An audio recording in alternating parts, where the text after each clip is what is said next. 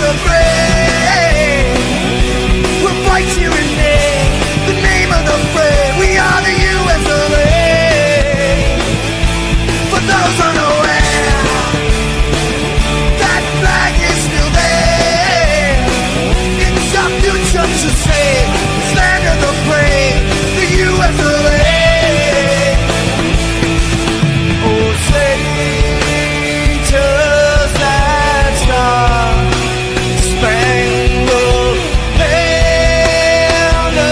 again wave for the land of the free, and the home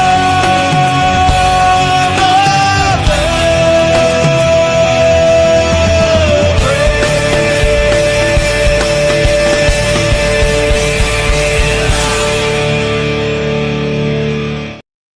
Hey, folks, how's it going? Welcome to the program.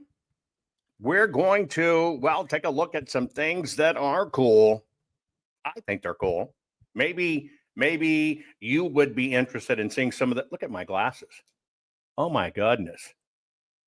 I'm already steaming up for you. Looks like something out of a movie. Let me get those and let them de-steam. Hey, folks, lift a finger and share the program, would you please? You know, I could cover many things. Maybe that's why my face is steamed up, other than really good hot coffee. Hey, David's Dog Spot, 65 today. Happy birthday. You know, when you are part of the program, you're part of the family. Right here. We're a little bit different than most. You are an active part of this program. I'm glad you're here, right? I can share you on the screen if you're in certain chats. Steph, how you doing? Thank you for sharing and reposting it. You know, there's much we could talk about. I want to be honest with you. Can I just be honest with you? I'm worn out. I'm worn out, right? And when I mean I'm worn out, it doesn't mean I'm stopping. It just means, okay, we're told the Epstein list doesn't exist. Why do we keep on expecting different results from the same system? Doesn't that make us the lunatics? And so I'll give you an example. Right now, there's a big rigmarole about, you know, whether Dan Bongino, supposedly in the White House, had a tiff with Bondi. He didn't come into the office the next day. It was significant enough that President Trump said there's nothing afoul here. But now we're hearing maybe Kash Patel says if if Bongino leaves, I leave. I could cover that. And I thought about it.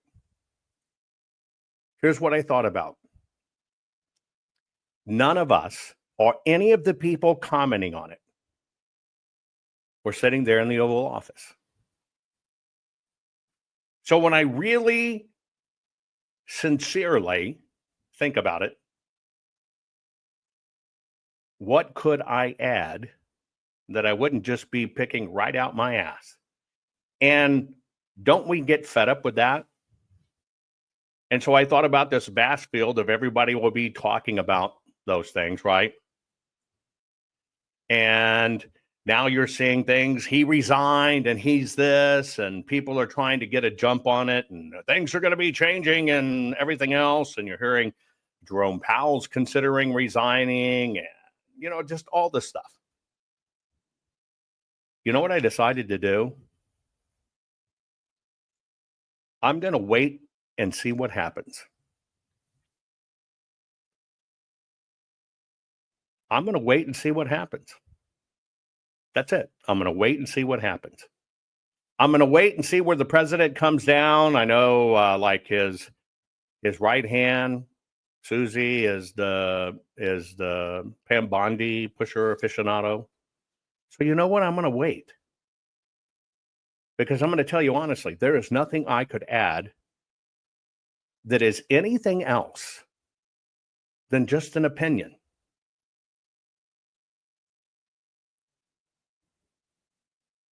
So let's see. Let's see. People are going to try to jump the gun. You're going to see big changes in the president's cabinet coming. And then if something doesn't happen, they're just going to ignore it like they said. They didn't say anything. But if something does happen, they're going to say, see, I told you. I'm not going to do that. Right? So I'm going to wait some of these things out. They said the Epstein video that got released was altered. Duh. What do you expect? They're saying the FBI did it. Bondi's blaming it on Bongino and them. And who knows? Who knows? And so since we don't know, let's do something cool. In fact, as I was putting this together, I was thinking, I like the idea of this. So just like I showed you the worst, volume 1, we'll call this the cool volume 1. And if I get enough in the mix, we'll do volume 2, volume 3, volume 4, etc. So will you share this program? And let's look at some cool stuff. Now, the hook on this cool stuff is this is stuff I personally find cool. I'm a constant researcher. And unless you consume a very large swath of inputs, get your mind back here. I'm not talking about Kamala. Unless you consume a very wide swath of informational inputs, how do you ever learn anything, right? And so I'm a voracious reader. Instagram, ironically, is my go-to find interesting information. And I'll give you an example. The first one I'm going to play for you here, and it will help you kind of understand how my mind ticks, and it is cool, is I am always trying to be on the cutting edge of technology. I just had a major breakthrough in my patents, by the way, just had a major breakthrough. And I am hoping it is what becomes my legacy, not only for the United States of America, but for the world. But in the energy sector, I've set out to do certain things in energy and in construction and in food, etc. Right? I was granted my very first patent in the global energy solution sector. Now, that's a very hardcore sector. Very hardcore sector. A lot of stuff exists out there in the energy solution sector. And in the patent world, I had to work around 10 plus thousand different patents, which means to come to the point that I could understand what was out there, what was done, the digging went through 10,000 patents that existed out there, right? And so not only did I think it's some of my best work, but I do think it can ultimately become my legacy. But more importantly, in a world where patents take, for most people, 4 years to get granted, this one, so unique, so novel, so very done, it granted in under 6 months. It's like my record. So I'm telling you, chills go down my spine right now. I'm telling you, when this project comes to full fruition, you will look back and know all this little stuff that we've been doing. You will be knowing, wow, I was there when he did it and figured it out. But I'm telling you, it's monumental. And it's something worthy to be remembered for. Right? So I'm actually very proud of that. Now, one of the way I feed my ferocious mind is I'm constantly looking at really odd stuff. I believe that, many of the things that are innovations are things that God gave us and we finally figured it out. And I'll give you a few that people may not understand. We got cardboard, we got corrugation from bees, understanding honeycombs. Our fighter planes, long ago, remember the old Robert Conrad show, Baba Black Sheep, when, America's fighter pilots were the shit and still are. We had a problem with airplanes that when an airplane went into a dive, our fighter planes would choke out. It would just choke out the engine. The solution to it was when somebody finally studied the Peregrine Falcon. It's the fastest diving falcon, hawk, raptor in the world, and it can dive at incredible speeds, but it doesn't choke out the falcon. And when they really looked at the falcon's beak, they realized the nostrils were backwards. Look at a chicken, the beak, the nostrils right on front like ours, the nostrils. But on the falcon, the nostrils come in this way. And somebody finally figured out, well, damn, what if we turn the air intakes, instead of coming down on this super fast dive, we move the air intakes and, kind of jetted them back like this. So it's sucking air from behind instead of pushing it in too much. And that cracked the entire world of aerial battles and our planes and why we became so successful. One little bitty change that was actually something that we found from nature. Now, I'm always tinkering with stuff like this. And I'm always looking. I'm going to show you some of these things. I just kind of look, and I'm going to show you one here so you understand, right? And I'm just showing you stuff I find cool, right? And look at it. I'll give you an example. I read one day about termite mounds in the Serengeti.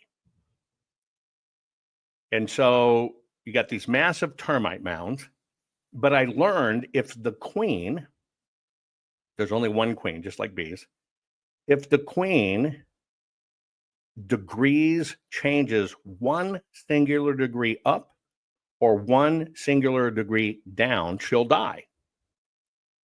And so that termite mound has to be kept basically at 70 degrees.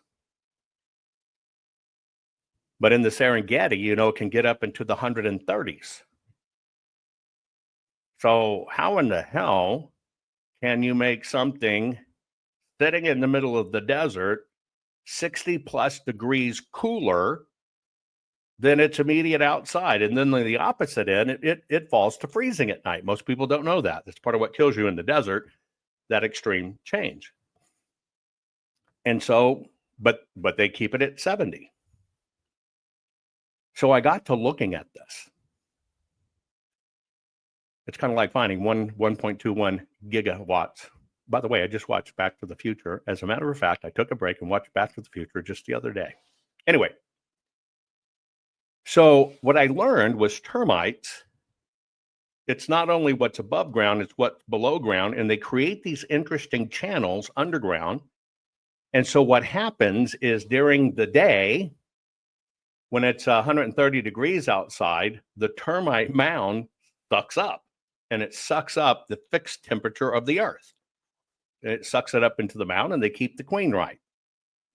At night, when temperatures fall, it works in reverse, and it sucks the heat that the structure absorbed during the day, and it sucks it from the structure down. And I go, wow, that's like freaking awesome. So I decided to see if I could tackle the issue of air conditioning in homes. I'd already been doing experiments, and my family compound, yes, it sucks and it blows, but it works. My family compound is 21,000 square feet under roof. 8 master bedrooms, et cetera, et cetera, et cetera. Blah, blah, blah, blah, blah, blah. I was at that point, I was building it. And I'd already gotten my energy bill to about $100 a month, which was a major accomplishment. But I, used the environment against itself and did it. And so what I did is I decided, and this is a long route to tell you cool stuff, because I'm going to show you some cool stuff, but I'm going to explain to you innovation and how it comes, because it's all out there. You just have to observe, and you just have to think, okay, how can you do it? Anyway, so I built a building. I built myself a 6,000 square foot indoor basketball court. But when I got ready to build it, what I did is I copied what I learned from termites. And so what I did is I used alternating rock, large rock, small rock, silt, sand, boom, boom, boom. And I built this really interesting lasagna layer bed. And then I put on the foundation and then I built the building. Right? So now you got this really big 6,000 square foot open building, 30-foot ceilings at its height. It goes up to about 12 and a half feet on the pitch, 30 feet at the height, right, kind of thing. So now I've got my building, and it's setting on a concrete floor. I intentionally did my roof of the building white. I'll explain in a minute. And then for the floor, you know how you have reclaimed tires and you use them in like livestock trailers? Mats in your livestock trailers? Well, I bought a bunch of those because I wanted to use recycled things, but it's the same density as a basketball floor. You need that little bit of cushion, but strong. And I didn't want to spend $100,000 plus on a true wooden basketball floor. So I put in cattle mats, which I think cost me a whole $2,000. And so I laid them all in the building and cut them to fit, and they stay there because they're so heavy. So now I had these cattle mats. And then what I did is about every 10 feet, okay, in that building, I put a fan, just a big around shop fan, hung it along the top of the walls. And then I put an exhaust fan on each of the building at the top vents. And I said, okay, if I've done this right, it'll work. So here's the theory. When it was cold outside in Texas, okay, and I've got all these fans around. There's about 10 fans around the room, plus. What I would do is I would turn every other fan to face the fan next to it. So you got 2 fans blowing at each other. So when the wind collides, like a tornado, the air goes down, okay? The air goes down. So in wintertime, I could flip the switch, and what would happen is all of the radiant sun that heated the metal building,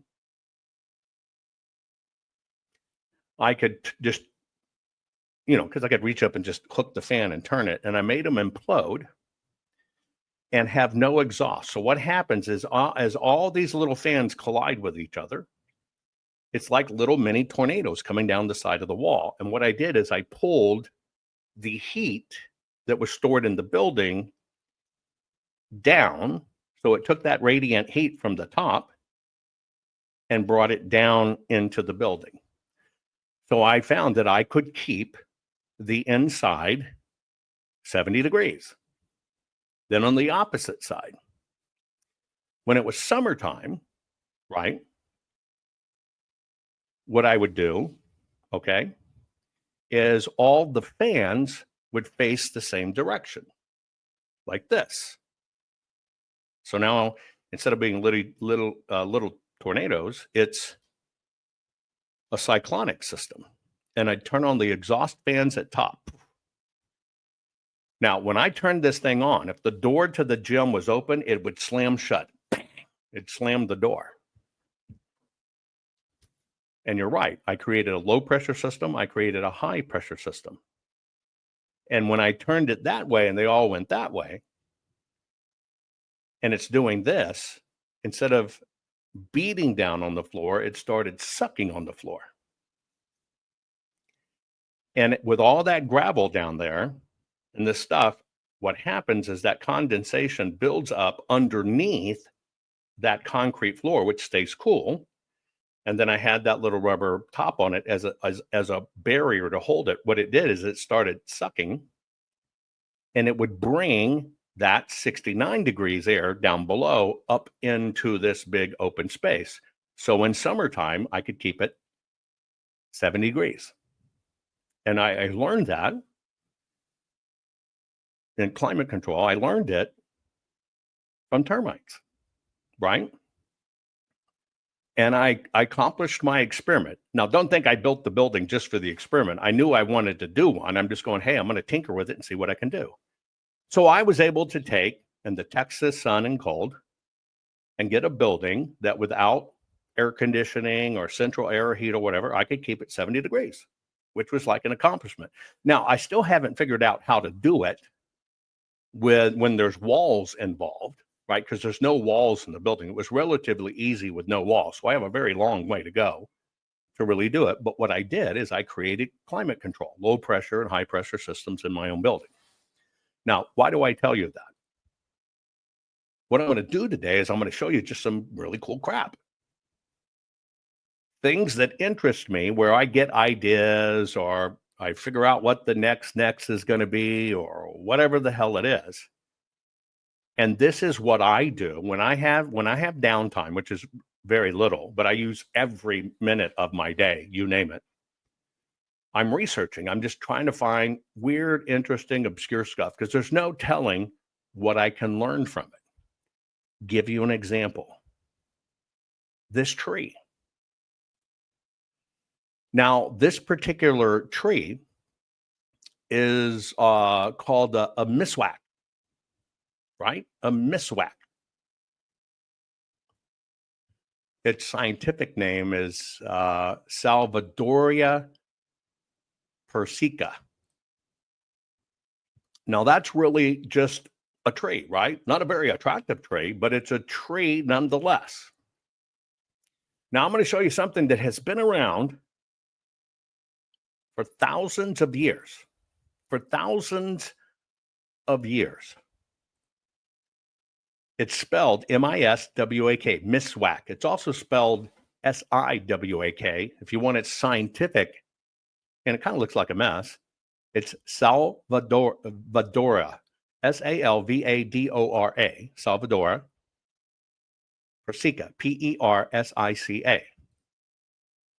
Now, you might blow past that, but because I'm looking for weird-ass facts, let me show you what this tree does. Because this is Africa. First off, look at how pretty these people are.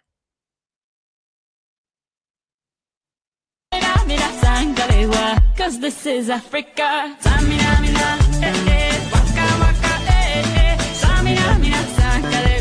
This time for Africa.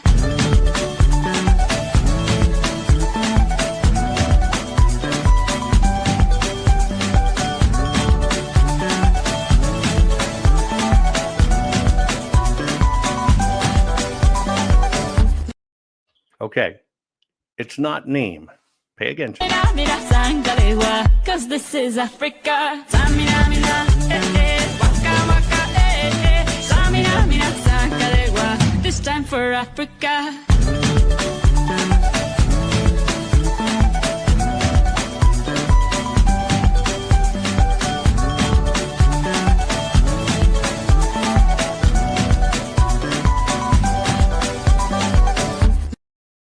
Okay.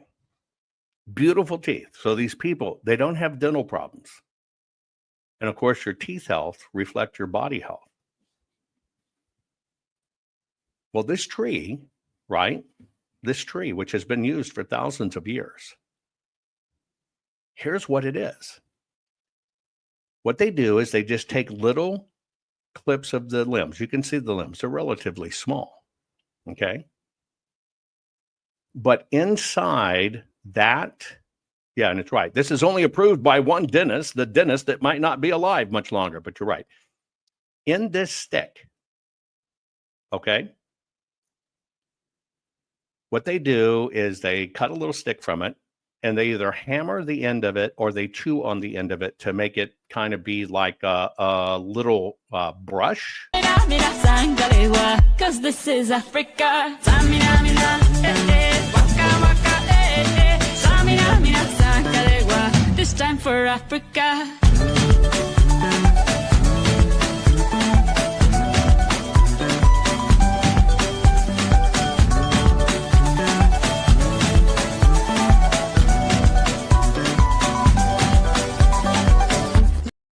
So that bristle becomes their toothbrush. But inside this one tree, what it does is it has the right amount of silica, which is a natural abrasive that removes plaques and stain. But that silica also creates the whitening effect. It has tannins in it, tannins, which is the astringent compounds that actually tighten gum tissue and reduce inflammation. Okay. It has, and here's what you're going to find interesting. It has something that works naturally that is reminiscent of what fluoride should do, but doesn't do. But what it does is it strengthens tooth enamels and they have no cavities. It has saponins in it, which is basically the, like cleaners. So it creates a natural foaming agent. It has alkaloids, which means it's actually antibacterial and it reduces bad oral bacteria. It has naturally containing vitamin C, which supports gum health. It has natural contained calcium and chloride, which remineralizes the enamel and prevents decay. And then it has kind of these really interesting essential oils and resins. And that's why it doesn't have a bad scent, and it reduces microbial growth. They have done numerous studies in the Journal of Parodontology.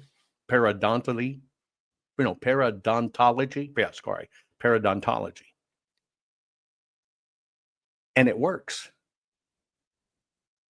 It works. No sugars added, no crap. And it's absolutely freaking free. Now, in my world, I look at this and go, wow.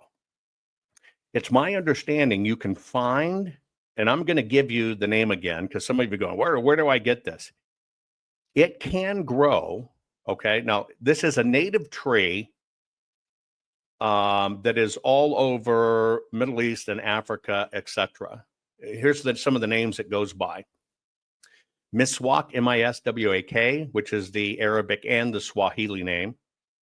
Siswak, S-I-W-A-K, which is the Middle Eastern name. Arak tree, A-R-A-K tree in the Islamic world. Pilu, P-I-L-U tree in India. The mustard tree is also a name of it, but don't confuse it with true mustard plants because it's not. There's an actual English name for it, which is called the toothbrush tree, believe it or not. And in the African countries that speak English, they either call it the toothbrush tree or they call it the saltbrush tree. It survives in hot, dry desert climates that have sandy or saline soils, meaning salt tolerant. That's why it has the silica in it. Low rainfall areas, but full sun. And so if you're anywhere that has that type of desertification, and we're probably talking Arizona and stuff, you can grow it. You can grow it. And it's not widely available, but you could get a hold of these. You could probably from botanical suppliers, you could get seeds or cuttings. But if you got a greenhouse or a desert-like environment, you can do it. It wants to, have warm temperatures. Now, this is very reflective of what our system's done to us. A lot of the things that have happened to us, I'll show you this video again. It's got music behind it, but I'll talk over it. This is us in the late 20s. I challenge you and all these people walking in Chicago to find a fat person. You don't. And so this is a lot of the things I think about. We did it to ourselves. The system did it to us. Think of all your tooth issues you ever had. But if we look back in time, when it comes to our health, back in time, we were better. We were fitter. And so I look for these cool things. And so I'm always looking for the obscure or the wicked just to find out, okay, what can I find out there? Let me show you something too. Something changed in our environments as well. But a lot of things changing in our environment is where the system convinced us the change, right? Convince us the change. Let me give you an example, right? On your right, go back into the 20s and 30s. Who said that? Surrounded by zombies? Yeah. When you saw a fat man or a fat lady, where were they? On the beach? In the city? Oh, that's right. They were the sideshow in the circus. Come back and travel in time, come back to our time to go, fucking hey, it's Circus City. Look at this shit. And I don't even have to pay for it. Anyway, check this out. These are actual lobsters in Maine.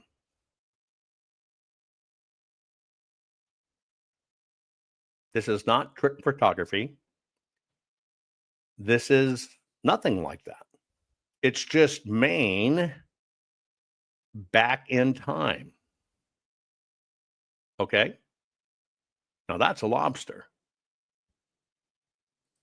But what you're looking at, in the 1800s, right at the turn of the 1800s, here's an interesting thing. In the 1700s, lobsters were so abundant along the Massachusetts coast that they would actually wash up in piles up to 2 feet high. The crustaceans were considered poor man's chicken. Yeah. Who said that? Dina? Dina took a thing from Jaws and says, we're going to need a bigger lemon. You're right. Now, I love lobster. But back then, lobsters were considered poor man's chicken. Let me tell you what they did with these things. Okay? The primary use of lobster it's a Little Mermaid lobster. The primary use of lobster in the 1700s was fertilizer.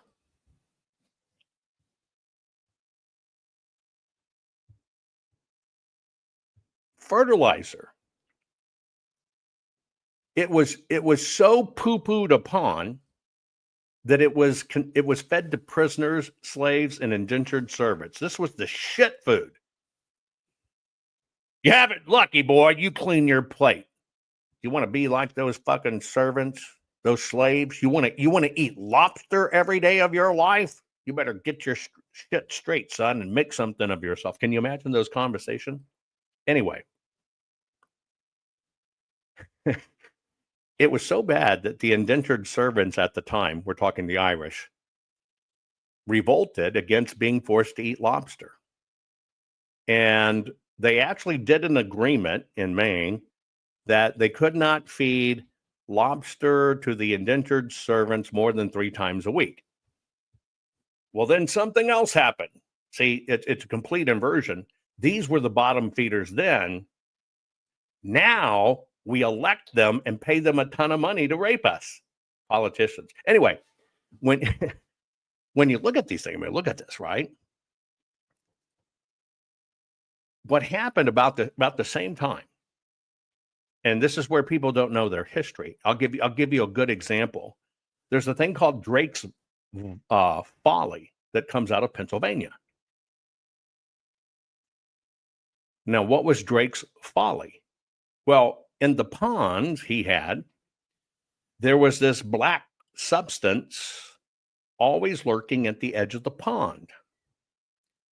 The natives, the Indians, used it, and they would dip, weeds and stuff into it, and they would light it and it would burn. And that's how they did their torches. And they made very long burning torches. This is in Pennsylvania. Well, what was that black stuff? Oil. Now, Drake, being a guy like me, looked at it and go, well, that's interesting. If it's in the pond and it's not running in the pond, you couldn't see it anywhere running around. And he goes, it's in the pond. Jed Clampett, right? In the pond, here comes bubbling crude. So Drake goes, wow, it must be in the ground. So what Drake did is he built this little he took a windmill tower, like a windmill tower. And he decided, I'm gonna make me a little drill, and I'm gonna drill down and see if I can find where this crap comes from. Had an inquisitive mind. The entire town ostracized him. Stupidest invention ever. Not gonna work. Stupid, stupid, stupid, stupid, stupid. Well, he figured out, wow, the oil's down there. And he found out how to get it out of the ground. Now, that changed the whole world. That one little bitty thing of a guy looking at a pond, the natives used this. It burns incredibly. And he drilled and found his Texas tea in Pennsylvania. He found it. Now, Pennsylvania and lawmakers shunned him. That's why you don't see all the drilling in Pennsylvania. Ended up in Texas. Texas says, fuck you, we'll do it, right? Anyway, it changed our world, which gave us petroleum. The way I look at it, God put it there for a reason. And we used it to the best it is. Now, let me go one step. So that one thing about somebody thinking different and seeing this little black stuff on a pond changed all of our lives. But let me go one further back.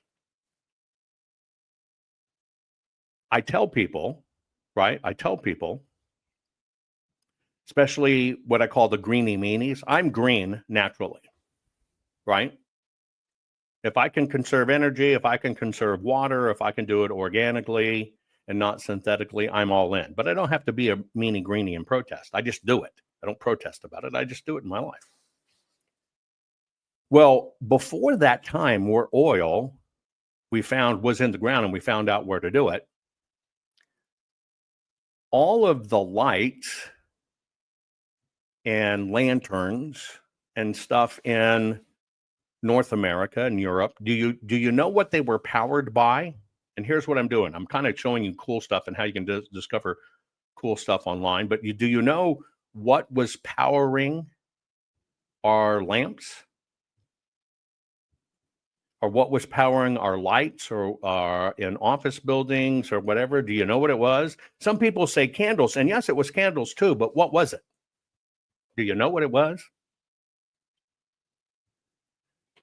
You're right. All of our system worked off of whales, specifically whale oil. Now, I've told you this story before, but why do I tell you this story? Well, let's go backwards.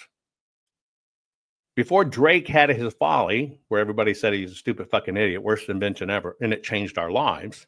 I've been there and done that. Everything was powered by whale oil. And so whale harvesting was out of control. But something else changed all of our worlds. And I'm going to tie it back to the lobsters here in a minute. You understand why I said it? Well, we had a world that was powered by whale oil.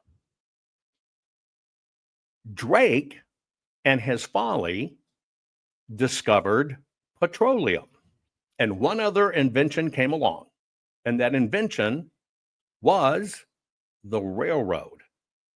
And when the railroad figured out, wow, we can just take this right out of the ground and we can transport it, you know what happened? The world stopped slaughtering whales. Now, I tell you that story because a lot of this was save the whales, save the whales, save the whales. In our modern times, you dumb fucks. Don't you understand history? The whales were already saved. Yeah, the TV show Whale Wars. That's people trying to make a social statement, have no idea in history, but everything whale was being obliterated around the world back then. And one little change in mankind's thought process and whatever, it stopped everything. And the whales came back. You're actually looking at a whale population that has rebound, not a whale population in the back ass going the other way. That's already happened. We already saved the whales. And you know what? The oil industry saved the whales, and the railroad industry saved the whales. So how does this apply, right? How does this apply to gigantic lobsters? Well, what happened is, along that time, the American rail system developed. Train workers realized, again, they do it all on our backs. Hey, we could serve people lobster because it's cheap, dirt cheap food. Now, see, if you were in Maine with these ocean cockroaches, you had to be a slave or an indentured servant to be fed this shit. So the powers that be go, wow, this stuff just washes up on the fucking shore. Hey, we got to feed people when we're taking them across the country. Let's just feed them this shit. And what happened, because this was plentiful and cheap, the passengers were totally unaware of the stigma that had been attached to it. And they believed they were eating something quite rare. And people began requesting it even when they weren't on the train. It went from a total, hey, you might as well eat bugs, to a luxurious delicacy, which you know today, and spawned a whole different industry. Mindset, and opportunity. Mindset and opportunity. Mindset and opportunity. That's why I want to show you some of these things, because, and I just want to kind of show you how I kind of consume some of this, right? Right? And yes, now there's a shortage of lobsters, and you don't see lobsters like that anymore. It does this. History does this. It has cyclic, say that 20 times, trends.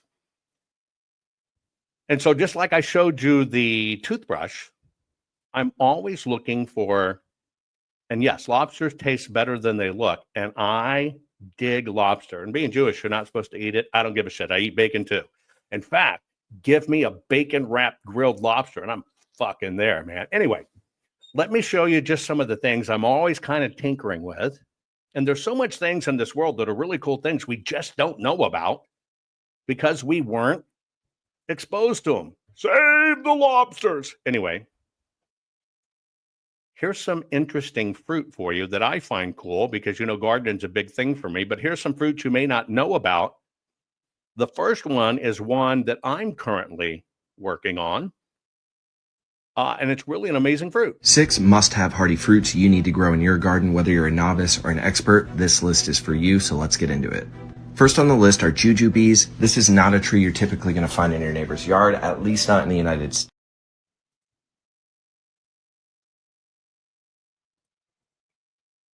Jews beans. I ain't get it's the Jews. I'm not eating Jews beans. I put them like a bat wing right over the crown of your nose.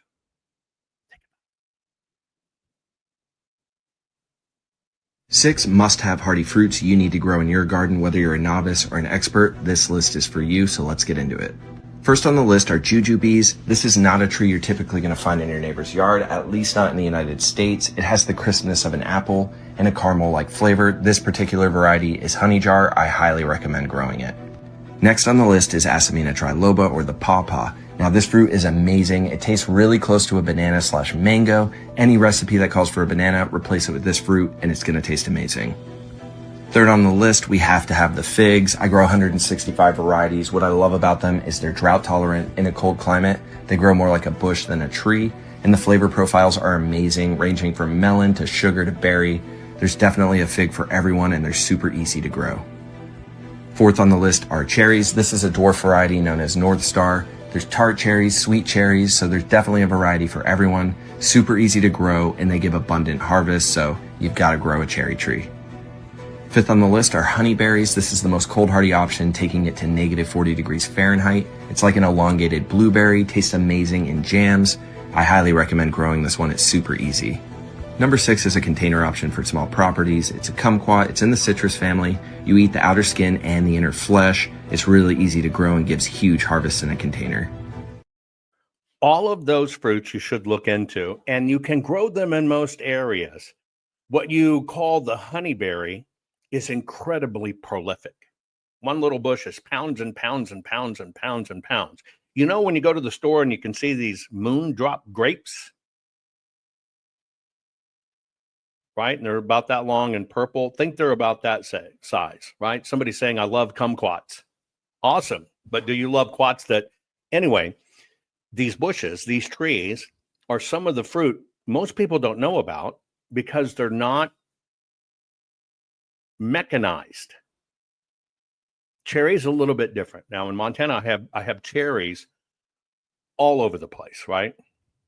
Oh, you got my joke? Thank you very much. I have cherries all over the place. And cherries are a really, really, really interesting crop, you know, along the Flathead Lake. Oh, I see a lot of y'all got my joke. Thank you very much. I'll be here all week. Anyway, as the cherries grow along Flathead Lake, what happens is, because we can get some good steady rain, if the rain stays on the leaves and the flowers, the cherry and the little groove of the cherry, if the water stays there, even a little bitty drop, it ruins the cherries. Right? You know, you go to the store and you buy a little thing of cherries like this, right? And they're like, what, $9? I buy them by the flats like this for the same $9. But anyway, one of the ways for the cherry trees, they do them, is actually you fly in helicopters, right? And Tracy's saying daughter lives in Whitefish, goes to Flathead. Yeah, I'm right between Blackfish and Whitefish. Polar opposites. Anyway, they bring in the helicopters. And this is a service. And the helicopter squats over your land, right over the tree. And you know how it has the downrush, the wash from the blades? It literally shakes the trees and washes the water out. And that's the only reason why any of us, you two in the store, get incredible amount of cherries, right? Grayfish, you see there's whitefish on one end, grayfish or blackfish on the other end. I hear grayfish is somewhere in between. I just haven't found it yet. Anyway, some of these plants that I just showed you, and I'm going to replay it again, especially jujuberries. If you've ever had a caramel apple and you like caramel apples, one of the jujuberries, when you eat that little berry, it tastes I'm talking dead ringer for caramel apple. It's phenomenal. The health stuff of it is phenomenal, but all of these, you can grow these in most all areas. So I'm always looking for cool fruits, cool things, etc. Some of these you may find common, but even like the pawpaw, which is native, natural, indigenous to the United States. It is. It's like a vanilla banana custard. 6 must-have hardy fruits you need to grow in your garden. Whether you're a novice or an expert, this list is for you, so let's get into it.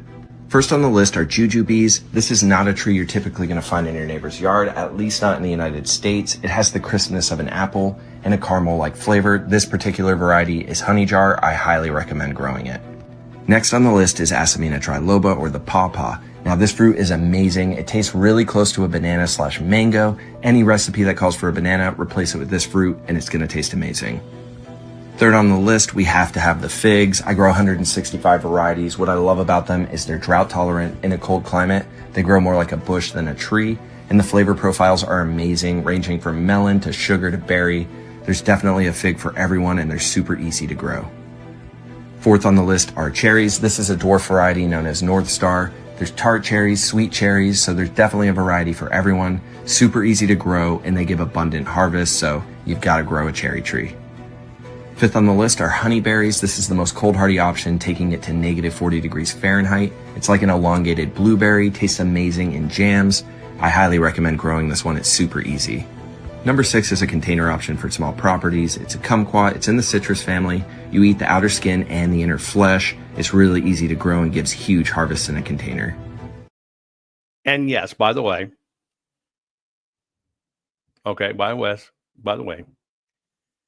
if you've eaten figs, now I love cherries. My favorite pie is cherry pie with just cherries. The way I make it is I have 2/3 to 1/3. And so what I do is I take 1/3 of the cherries and I blend them up in a blender with coconut sugar, right? And then the other 2/3 of the same equal cherries, that's what I put in the pie. It's all cherry. It's not this synthetic crap. I love it. But hang on.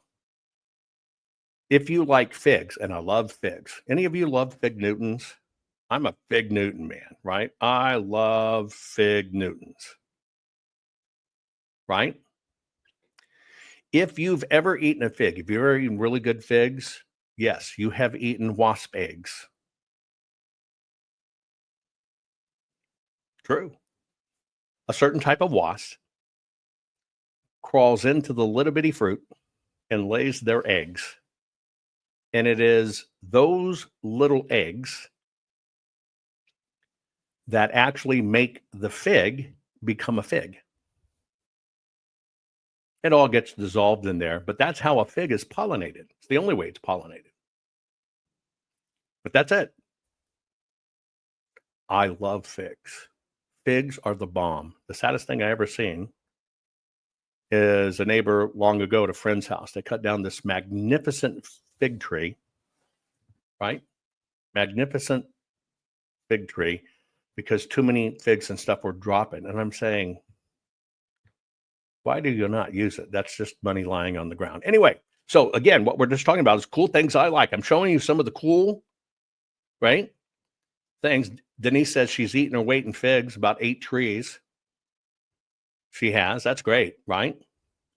Yes, and yes, you might like your wasp eggs over easy. These are just easily embedded with it. And yes, somebody said, I eat caviar. I love caviar. If you've never had good caviar, you should have good caviar. Anyway, I wanted to show you some cool trees. Let me show you something else that's really interesting. Now, years and years and years ago, a fellow that got me into the production side trained me. He was a very big studio guy, very well known. When he passed, we did this to him after he passed and put it in a trophy that goes to young filmmakers and stuff around every year. But here is a very interesting way. I think this is fantastic. I've been threatening to do it with ironically, some of my deceased dogs who I had cremated, and I still have them in little cases. I just haven't done this yet. But you know the saying, ashes to ashes. Well, that's carbon. You can have yourself cremated or your family, and you can go ashes to diamonds. Here's how it works. These are human ashes that we've purified down to carbon, the very element that built their body and carried their love. That's what becomes the diamond. Most people think that lab-grown diamonds are all the same, factory-made, pumped out by the dozen, and sold cheap. But this isn't that. We've taken the purest form of your loved one, encapsulated their carbon into a growth cell, and placed that into a machine that mimics thousands of years of Earth's pressure. This machine isn't growing dozens of diamonds at once. It's growing one, yours and no one else's. Lab-grown diamonds, they're chasing volume. Mine diamonds have billions of dollars in marketing to make you think that they're rare and special. But this diamond, this is your loved one. So after months of growing your rough diamond, we cut and polish it to the shape you pick, not because we're making jewelry, but because we're honoring someone who deserves to be remembered. So don't confuse lab-grown diamonds with a diamond made from ashes just because it's made in a lab, because this isn't just carbon under pressure. Welcome home, honey. This is your story you can hold. It's really beautiful. Thank you so much. A memory made of love. Yeah, my mama was It's them. shine bright. Shine bright. I think this is one of the coolest things ever, right? It's one of the coolest things ever. When I think of death, I got I'll tell you how I want to go, is, or should we say be processed. I don't want a regular barrel. I certainly don't want to be,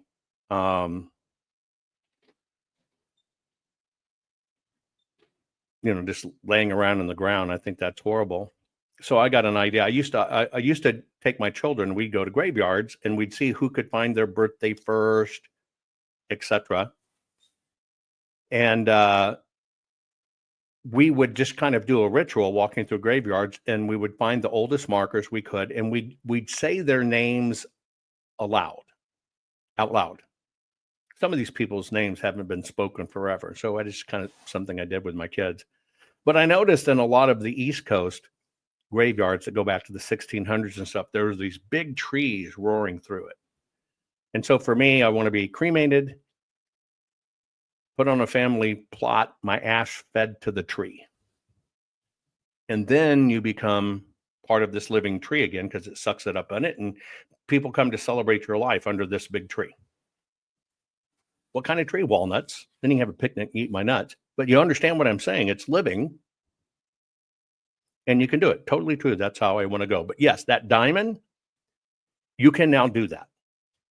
It works for it doesn't matter. It's cats, dogs, parents, friends, loved ones, whatever the past, right?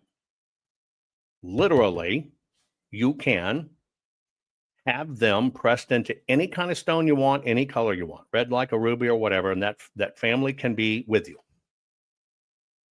which I just think is one of the coolest ideas ever. But this is what it's about. I'm just showing you cool things that fascinate me, that I've either researched and or whatever. And I'm a tinkerer. I'm a tinkerer. One thing that fascinates me, and you probably know this, I've done all these books on growing things, right? One of the things I'm working on, I have it ready. We just got to finish certain things up, is bringing back recipes that are a couple of thousand years old. Yeah. We ate incredible at one time and not factory food. And so my thinking was, why do we cook? What do we cook, right? And so I researched, and I'm coming out with a series that's about all these ancient foods and stuff. And so I'm constantly researching for things. And here's something that I found that I actually think is very cool, right? Very, very cool. And I didn't know this, but it makes perfect sense. Hater, you might like this. It's weed beer. Not your kind of weed, but it's weed beer. I made a beer using weeds from my garden, and the funny thing is, I don't even drink alcohol. But this was more than making an alcoholic beverage. It was about connecting to the older way of life. Oh my God. Wow. In ancient Wales, people brewed with what was available locally, from wild herbs to roots and fruits, crafting drinks that reflected the land and the time of year. And my beer follows that spirit. I use stinging nettles, dandelion roots, lemon balm and rhubarb from my garden, plants with long histories in Welsh herbalism. I steep... Now, we normally think about beer as barley or oats or, just the different things. You can make it from, you can make mead from honey or whatever, right?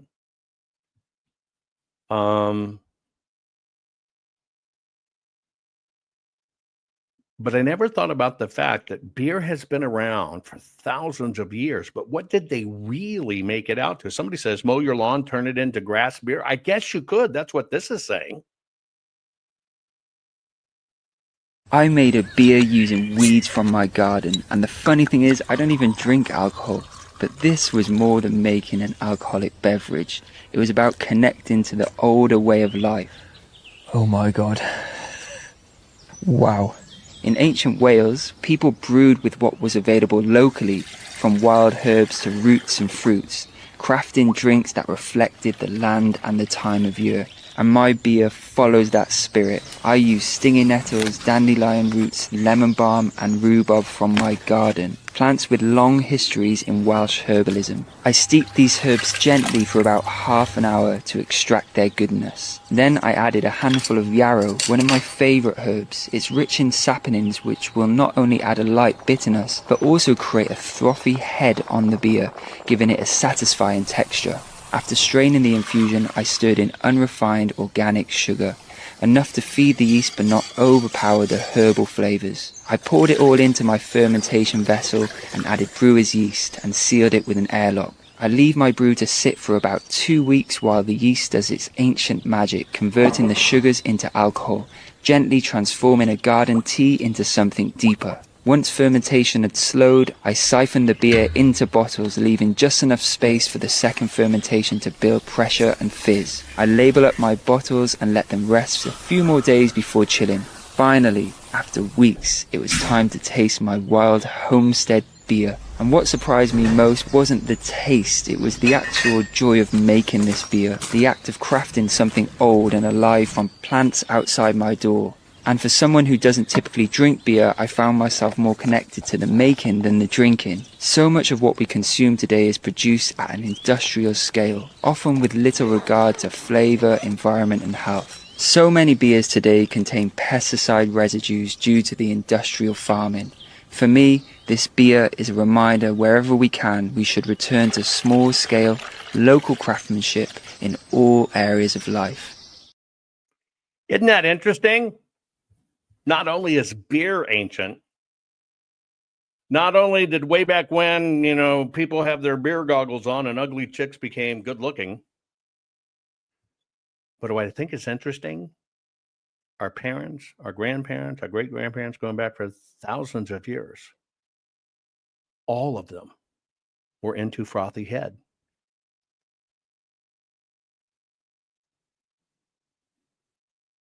Awesome, isn't it? Do any of you make beer? Any of you make beer? I've made beer before. I made a hot beer. I called it a hot blonde. And I made a blonde brew, and I used very hot peppers, and it was a hot pepper beer. I kind of made it too hot, but it was called a hot blonde. I did that.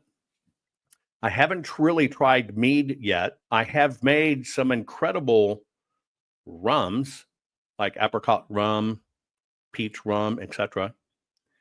I recently tried, what was it I tried, guys? I'm having a brain fart. Limoncello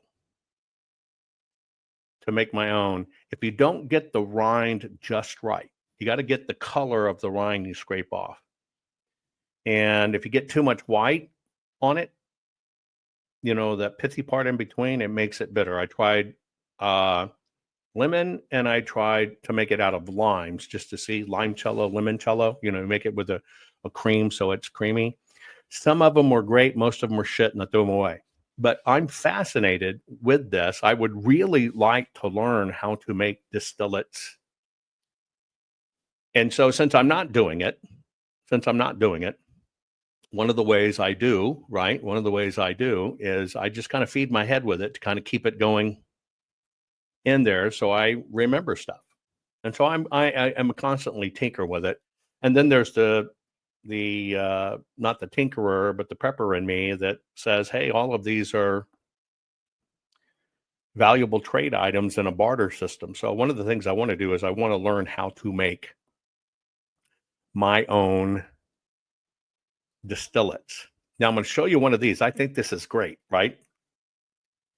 This is a guy that I got turned on to. You know, this fellow I just showed you is talking about what we all know. Our foods kill us, our drinks kill us, and it's only because we're kind of too lazy to do it, but we could do it. C-Mac says it wants to make moonshine. I'd like to try moonshine. I think it'd be interesting. I'd like to figure out how to make potato vodka. I love potato vodka, right?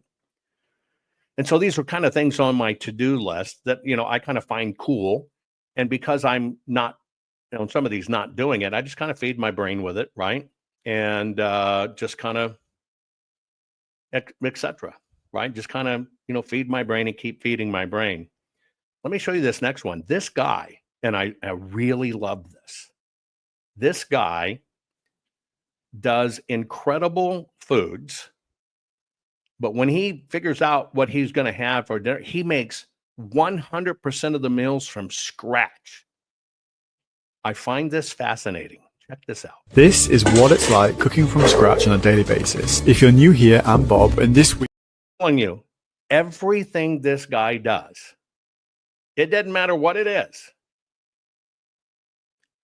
He does it from scratch, and it's just awesome to watch.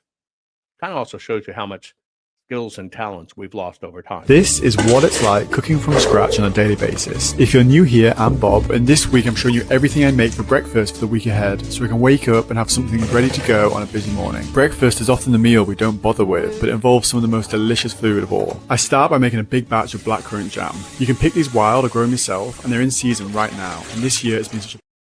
Okay, I'm getting all kinds of weird questions about from scratch. Somebody asked about chicken nuggets from scratch. Chicken nuggets from scratch are easy. Go to your chicken yard, take some sawdust, scrape up the chicken poop out of the chicken house. Now, if you got a few dead roosters or hen, add the combs, the lips, the beaks, grind it up.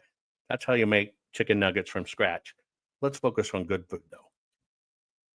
This is what it's like cooking from scratch on a daily basis. If you're new here, I'm Bob, and this week I'm showing you everything I make for breakfast for the week ahead, so we can wake up and have something ready to go on a busy morning. Breakfast is often the meal we don't bother with, but it involves some of the most delicious food of all. I start by making a big batch of blackcurrant jam. You can pick these wild or grow them yourself, and they're in season right now, and this year it's been such a bountiful harvest. I don't add as much sugar as most jams, only as much as I need to keep it preserved, and I know all through the winter when I'm eating this on my toast, I'll be grateful I spent a few hours now to make it this summer. Of course, there is no point making jam if you don't have anything to put it on, so while I leave that to bubble away, I get started on some bagels. The recipe is my standard bread recipe I share on my page, but the characteristic chewiness of a bagel comes from boiling them. It got pointed out to me by my niece whilst I was making them that the holes look a bit smaller compared to bought ones, and it made me think how we often set the food we see in the supermarket as a standard of how food should look, or taste, or be, and that's just not the case. A homemade bagel is not going to look like a mass-produced one, but to be honest, it'll be all the better for it. Bagels obviously need butter before you add the jam, so to make a batch, all I did was literally whip double cream until it split. Now onto some Greek yogurt. This is quite different to the yogurt you may have seen me make before, as it's much thicker and creamier, which makes it perfect for breakfast. You start by making standard yogurt, and if you're new to this, I have an in-depth video on my page showing you how to do it. What makes this Greek yogurt different is that you strain out the excess whey in a colander. Longer you leave it, thicker it will be. And the best part is that nothing is wasted. The whey is put aside to make more bagels for next week. It goes great with honey or the homemade granola, which I shared a few weeks ago. By this point, the jam was ready to jar, and it was looking really beautiful. It's funny to think that I might not be eating this for years. Not that keeping it that long is recommended, but it can last a long time. My grandparents are both long gone, but we still eat some of the jam they made many years ago. I filled up the sterilised jars and had to pinch a little bit just to give it a try. So far we've made some great staples, but sometimes we need something more substantial for a big day, and so I needed to prepare some eggs and honey roasted ham. This style of ham starts with cured pork, which you boil. The honey I'll be using we jarred a few nights ago, and we seem to have a constant supply on tap at the moment because of all the flour flowers in bloom. As the flowers change throughout the year, so does the flavour of the honey. Once the pork had boiled, I cut off the rind but not the fat. I then added some whole cloves, star anise and an extra dribble of honey before baking. After 30 minutes it looked like this, and I wish you could smell it through the screen. While I leave that to cool, I wanted to make a vegetable egg bake, which I could keep in the fridge and take a slice out each morning. I've had a glut of courgettes recently, which I left to get way too big, so I grated one of those, squeezed out the water and added some sun-dried tomatoes, bacon and a nice spoonful of fresh Greek yogurt. All these things do take some effort, like anything worth doing, but once they're done and you put them in the fridge, for the next week or two you'll be so grateful you have them. And finally, if none of that does it for you and you have a real sweet tooth for breakfast, there's one thing that might satisfy. I promised last week I would share the recipe for puff pastry from scratch, so here's a real breakfast treat. I made some custard and I added a dollop of the new jam we just made to make a makeshift Danish pastry. And believe me, if you have this waiting for you with a cup of coffee, you'll have no trouble getting out of bed in the morning. So that's another week in my kitchen. Follow along if you're wanting to cook more from scratch meals in your own.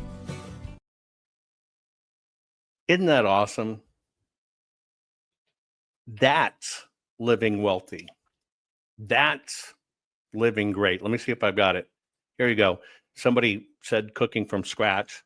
I don't remember who it was, but I know you have a mole problem. You asked me, I'm going to deliver. Yes, you can eat moles. You can make mole pie. Here's your recipe. It takes about 1.5 hours. And yes, you're going to forage the moles from your land. You're going to take a sharp knife. You just need a pot and a pan, campfire stove. Gloves are recommended because they smell musky. And basically all you do is skin them. You're just going to take out their armpit glands, their groin glands in the lower abdomen, because that's how you get rid of the odor. You gut them and rinse them, soak them in vinegar water, and you too can cook wilderness mole pie. Now, don't tell me I don't love you and don't deliver.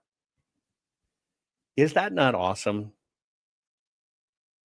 Now, think about all of that was incredibly wonderful foods. The synthetic crap we buy kills us. And we gave our bodies, our mind, and our health just so it could be convenient. Just so it could be convenient. Currently, I'm taking applications from all 180 countries around the world for females that want to just personally become my chef and cook. Clothing optional. Let me show you something else I find cool.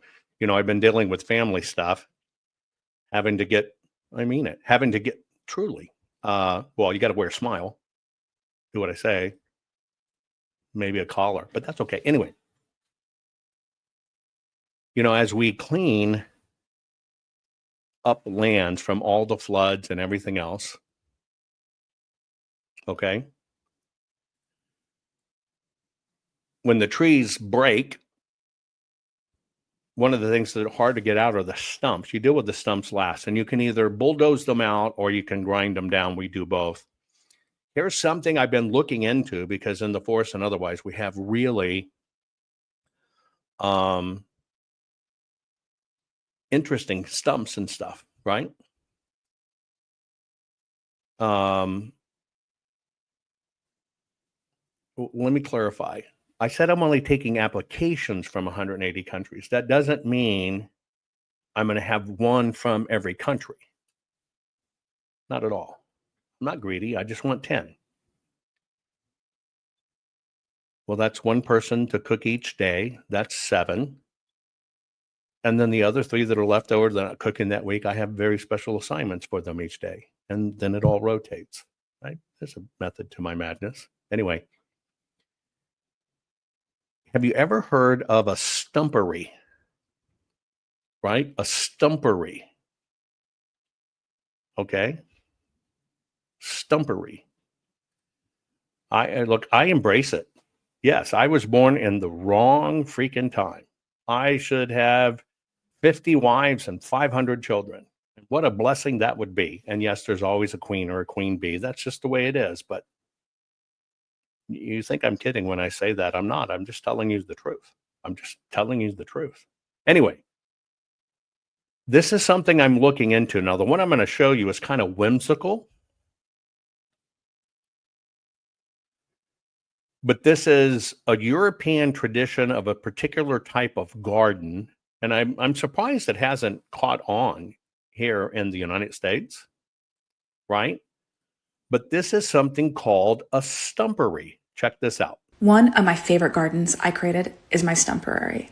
I made it for my child's fairy berry play garden and highly recommend them. Stumperies are made of stumps positioned upside down to create organic sculptures. You can keep it simple with one stump, make a wall, or even an arch. They create a great habitat for wildlife. That said, I highly recommend collecting stumps from work sites or talking to your arborist. Getting them from the woods can disturb wildlife. Isn't that interesting? I'm going to show you again. It's just called a stumpery, but you can use them as yard designs or garden designs.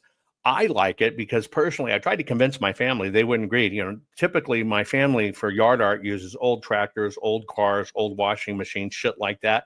I literally want a stumpery. And I'm fascinated with this. And I see these stumps and I imagine what I can do. And I've seen people make walls out of them.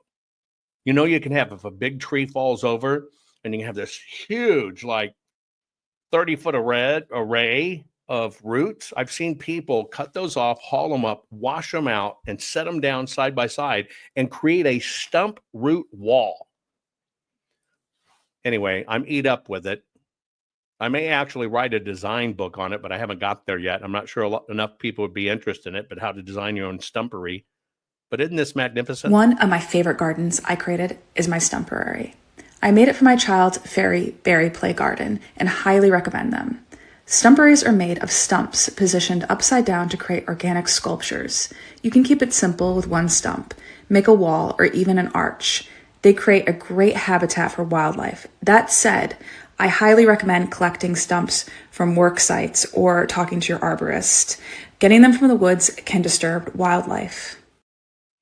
These are really cool. They can bring in pollinators. If you live in a wet area and you're worried about the wood deciduating, meaning rotting, here's an interesting thing you can do. Number one, if you can get cedars and junipers, those last a long time. But you can also do something else. You can take a stump, you can douse it with like diesel, and you can set it on fire, right? And you're going to let it burn for maybe an hour. It's not going to burn up. It's just not going to happen. But what it does is it really cauterizes the wood and it will never, ever rot. And then from there, you can actually put moss and all kinds of things on it, and the moss will grow. You plant things in it. Anyway, they make really cool gardens. So that's one of the cool things I like. That's what I'm showing you, right? Cool things that are great. That, you know, where we kind of lost touch with some of that. And it's also kind of how I feed my brain, right? I got two more for you that I think you'll like. One of the things I'm always fascinated with is how ancients made and dealt with color, especially in fabrics and stuff. And I just like watching some of these people that are doing some of the ancient arts and stuff. And I love the color work. So check this out. Here is how scarves art's made.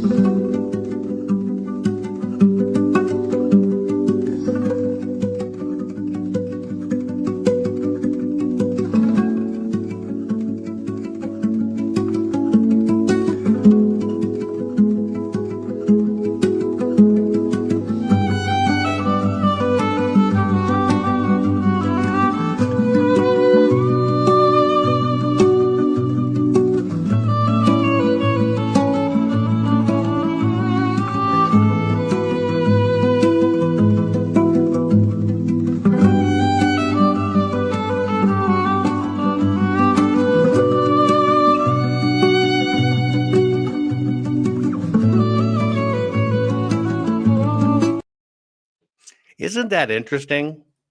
I just like watching that. But the things I think about is who did it first? And we're convinced we can't do these things. We're convinced we can't do these things. And these things are actually relatively quick.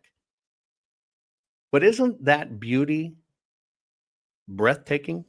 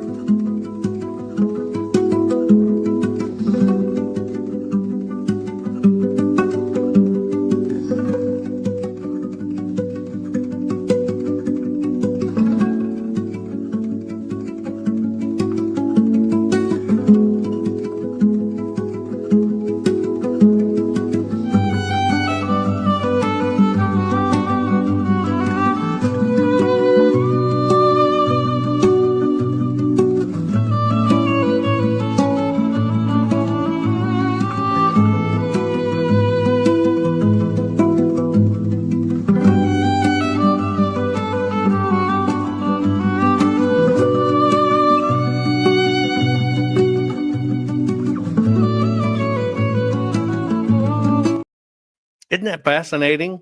Also, when I see that, I see chicken feathers, like on that last one. God must do this.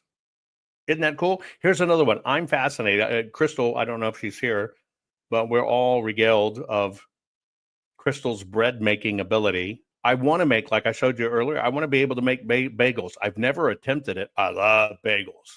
It's my favorite. I love bagels. But it's kind of one of the things I need to teach myself to do. So right now I'm in the consume phase. I finally tackled pies, right?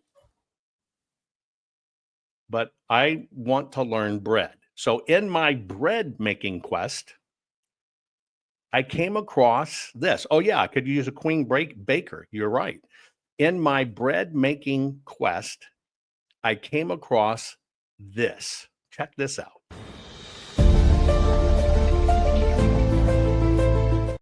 I think that's like prosciutto he starts with.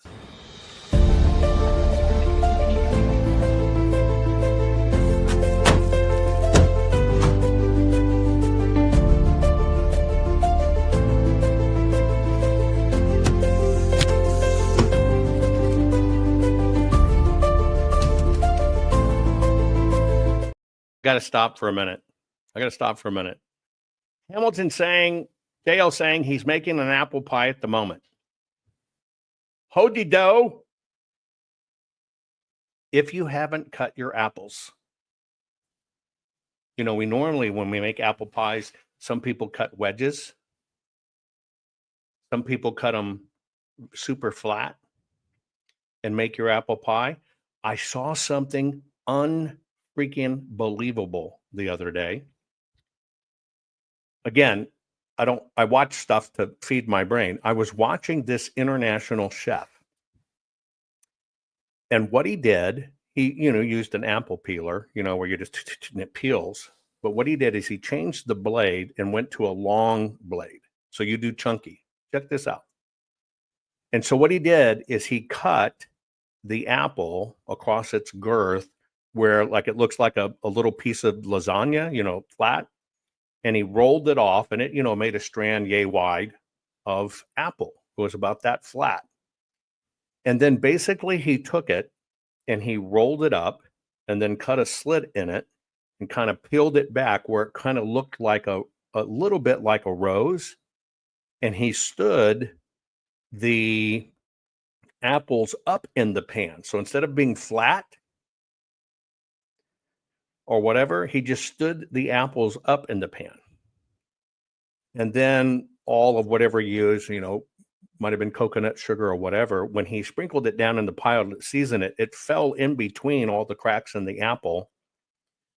And then he baked it. But he baked it in a way that, it baked the apple. The apple still kind of stood up. And then he kind of let it roast again. He didn't have a top pie to it. Yeah, an apple roast pie. I'd never seen that. And I'm like, freaking A. You make you some kind of good granola topping, right? You bake separate and then sprinkle it down in all the apple cracks. Yeah, it was an apple rose pie. And the apples were vertical. Anyway, I'll stop. But I just saw you say that and it just reminded me I saw it. Anyway, check out this loaded bread.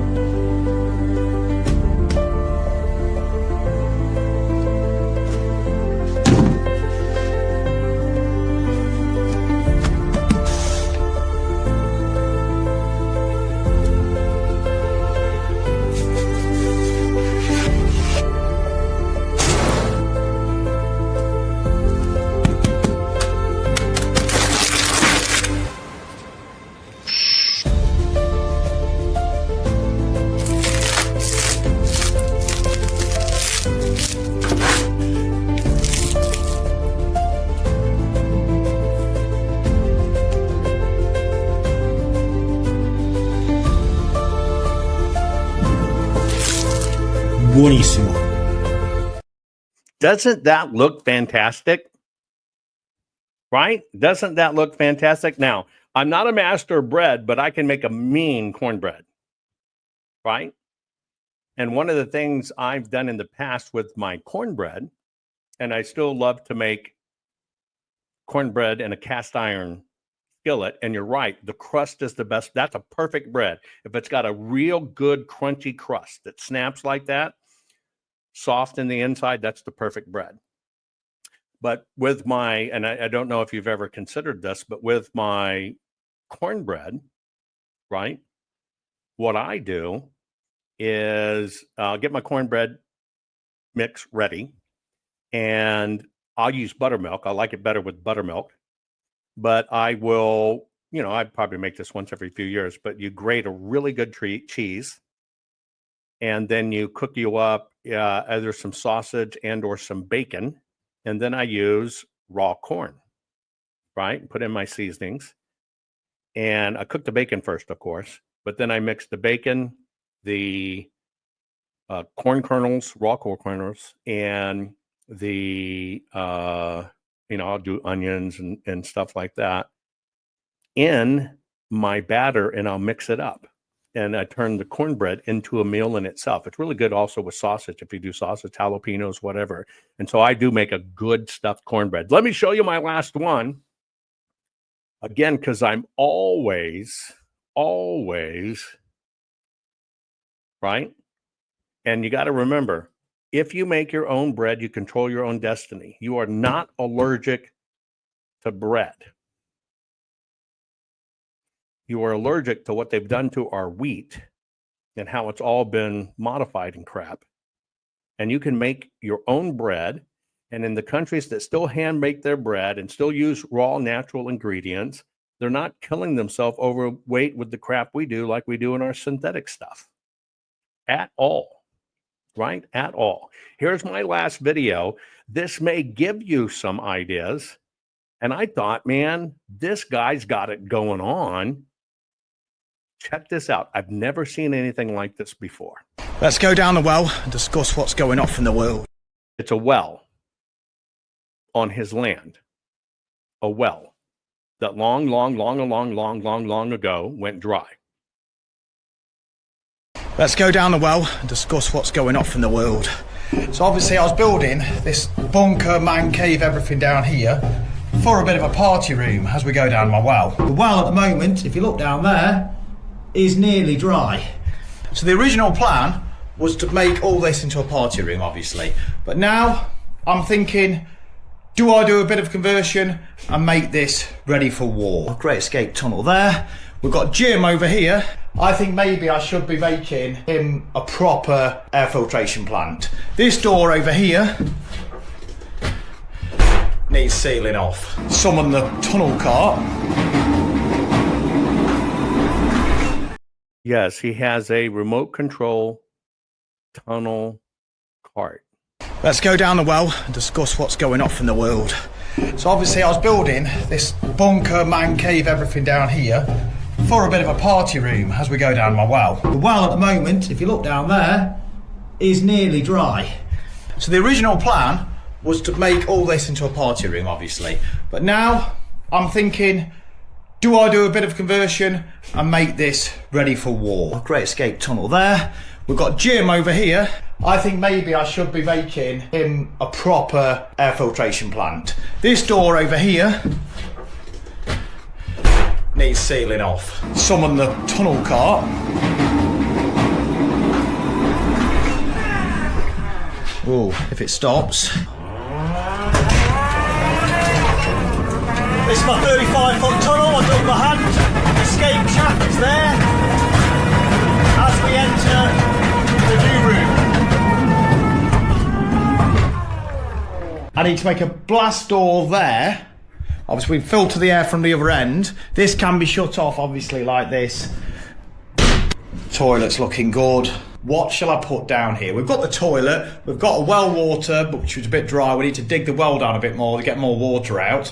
We need power, a backup power system, and we need food, beer. What else am I missing? Put in the comments what we're missing. Tornado Dave YouTube, see you later. Is that not awesome? I don't know what I'm more impressed with. It kind of reminds me like Hogan's Heroes. It can just kind of have a closed top lid would look like they filled it with dirt and had plants or whatever.